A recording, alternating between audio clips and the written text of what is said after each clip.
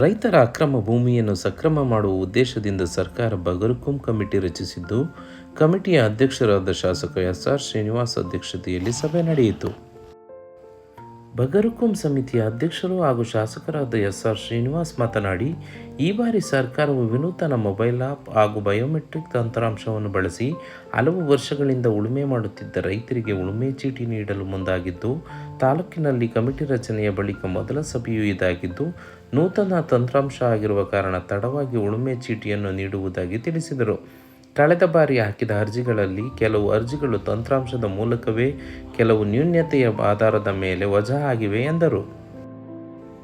ಸಮಿತಿಯ ಕಾರ್ಯದರ್ಶಿ ಹಾಗೂ ತಹಶೀಲ್ದಾರ್ ಬಿ. ಆರತಿ ಮಾತನಾಡಿ, ತಾಲೂಕಿನಲ್ಲಿ ಒಟ್ಟು 24,856 ಅರ್ಜಿಗಳ ಪೈಕಿ ವಿವಿಧ ಕಾರಣಗಳಿಂದ 11,118 ಅರ್ಜಿ ವಜಾಗೊಳಿಸಲಾಗಿದ್ದು, ವಿಲೇವಾರಿಗಳಾದ ಒಟ್ಟು ಅರ್ಜಿ 11,123, ಸಕ್ರಮ ಅರ್ಜಿ 5 ಸಕ್ರಮ ಮಾಡಲಾಗಿದ್ದು, ಒಟ್ಟು 24,856 ಅರ್ಜಿಗಳ ಪೈಕಿ 13,733 ಅರ್ಜಿಗಳು ಬಾಕಿ ಉಳಿದಿವೆ ಎಂದು ತಿಳಿಸಿದರು. ಈ ಸಭೆಯಲ್ಲಿ ಸಮಿತಿಯ ಸದಸ್ಯರಾದ ನರಸಿಂಹಯ್ಯ, ಮಂಜುನಾಥ್, ಪ್ರೇಮ, ವಲಯ ಅರಣ್ಯಾಧಿಕಾರಿ ಸತೀಶ್ ಚಂದ್ರ ಹಾಗೂ ಕಂದಾಯ ನಿರೀಕ್ಷಕರು ಉಪಸ್ಥಿತರಿದ್ದರು.